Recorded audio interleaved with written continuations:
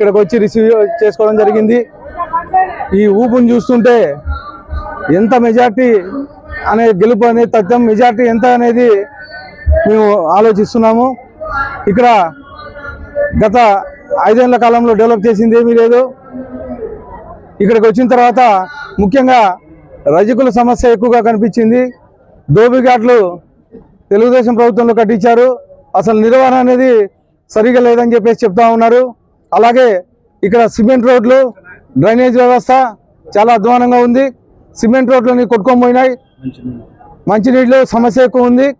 అలా ఇలాంటివి కాకుండా ఇంకా చిన్న చిన్న సమస్యలు చాలా ఉన్నాయి. స్ట్రీట్ లైట్లు కానీ సరిగా పనిచేయట్లేదని చెప్పేసి చెప్తా ఉన్నారు.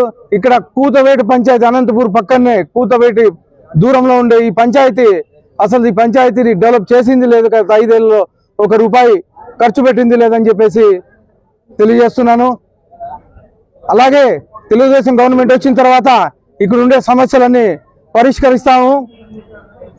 పరిష్కరించి ముఖ్యంగా దోబిఘాట్ నిర్వహణ ఏదైతే ఉందో దోబిఘాట్ నిర్వహణ చూసుకుంటూ అలాగే కొత్త దోబిఘాట్లు కానీ తీసుకొస్తామని చెప్పేసి తెలియజేస్తా ఉన్నాను.